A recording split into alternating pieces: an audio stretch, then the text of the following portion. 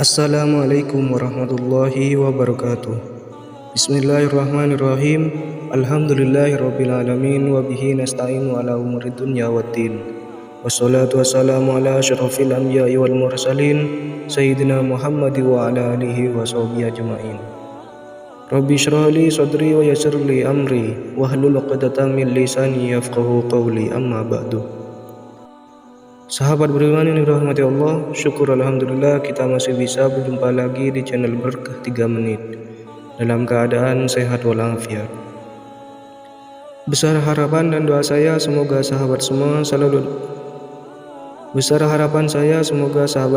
selalu diberikan kesehatan, dimurahkan rezekinya dan dipanjangkan umurnya. Amin ya rabbal alamin. Sahabat beriman yang dirahmati Allah, anak-anak di usia dini memang terkadang sedikit sulit untuk disuruh belajar. Hal itu karena mereka belum mengetahui apa sebenarnya manfaat dari belajar itu sendiri. Namun, jika kesulitan tersebut terjadi pada anak-anak yang seharusnya sudah mengerti manfaat belajar, disinilah orang tua berperan. Orang tua harus memiliki berbagai cara agar dapat mendongkrak semangat anak untuk belajar. Anak-anak yang sulit untuk belajar dapat berubah jika orang tua dapat mendidiknya atau memotivasinya dengan benar. Sahabat beriman yang dirahmati Allah, berikut ini 8 cara memotivasi anak agar rajin belajar. Yang pertama yaitu berikan waktu anak untuk melakukan hobi. Belajar memang penting, akan tetapi melakukan hal yang disukai juga tak kalah penting. Sekolah, les, dan pekerjaan rumah memang membuat tekanan pada diri anak. Jika Anda memforsir dia untuk belajar dan belajar setiap hari, maka anak Anda bisa stres. Hal ini sangat disayangkan karena usia dia masih muda. Salah satu cara memotivasi anak agar rajin belajar adalah memberikan dia waktu untuk melakukan hobinya, karena dengan keseimbangan antara hobi dan studi dapat membuat keefektifan belajar semakin meningkat. Yang kedua yaitu buat struktur belajar yang baik. Agar anak dapat termotivasi untuk belajar dengan rajin, maka Anda dapat menerapkan pola disiplin, misalnya membuat jadwal belajar. Untuk memulai kebiasaan baru yang baik, kuncinya hanya satu, yaitu disiplin. Ketika berada dalam waktu belajar, Anda harus membuat tidak ada kegiatan lain selain belajar. Sebagai contoh, Anda tidak boleh bermain game atau berinternet ria saat belajar. Tak hanya itu, sebaiknya Anda juga memberikan contoh yang baik. Ketika jam belajar, Anda juga jangan bermain HP saja. Hal ini tentu membuat anak semakin termotivasi. Dan yang ketiga yaitu beri mereka pujian. Agar anak Anda semangat untuk belajar, maka Anda bisa memberikan sesuatu seperti hadiah atau pujian ketika dia berprestasi. Jangan sering memberikan anak hadiah tanpa ada usaha untuk rajin belajar. Hal tersebut akan menyebabkan anak Anda manja dan gampang merengek. Anak yang dapat reward ketika berprestasi pasti akan termotivasi dan akan lebih giat ke depannya. Ketika belajar sudah menjadi kebiasaan tanpa disuruh, lambat laun dia akan menemukan apa arti dan manfaat belajar itu sendiri.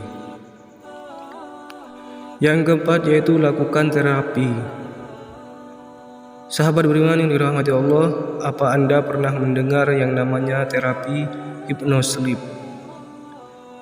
Hypnosleep menghipnotis anak melalui kata-kata yang kita ucapkan ketika anak sedang tidur.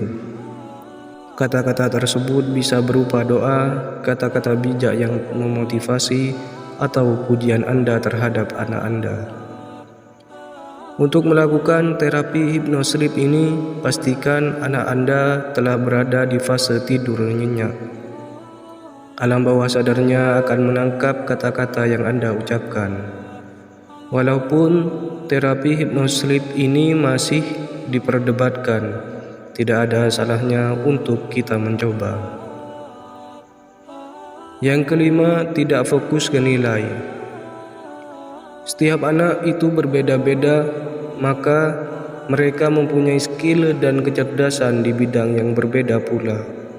Oleh karena itu, jangan langsung memarahi dan menghakimi anak ketika nilai matematikanya jelek. Mungkin saja dia memang memiliki kesulitan berhitung, akan tetapi kecerdasannya tinggi di bidang ilmu sosial. Misalnya dia lebih suka bahasa, geografi, atau ekonomi. Jika Anda memarahi anak karena salah satu mata pelajarannya jelek, maka hal ini dapat membuat anak merasa putus asa. Alih-alih Anda sebagai orang tua harus turun tangan, bantulah anak ketika dia kesulitan matematika, dan pantaulah terus bagaimana perkembangannya. Pendek kata, untuk memotivasi anak agar rajin belajar, jangan fokus pada nilai yang tinggi, namun fokuslah pada perkembangan cara belajar anak Anda. Yang keenam yaitu masuk ke kehidupannya. Ada banyak alasan kenapa anak Anda malas untuk belajar. Mungkin saja mereka kesulitan untuk menerima pelajaran. Untuk itu, jangan langsung memarahi anak ketika dia malas belajar. Anda sebagai orang tua harus bisa masuk ke kehidupannya. Cari tahu mengapa dia tidak suka pelajaran A, B, dan C. Apakah ada masalah dengan gurunya atau kesulitan tertentu? Jika iya, maka Anda dapat mencari solusi agar masalah tersebut dapat teratasi. Yang ketujuh yaitu memberi dukungan. Dukungan mungkin adalah hal yang sederhana.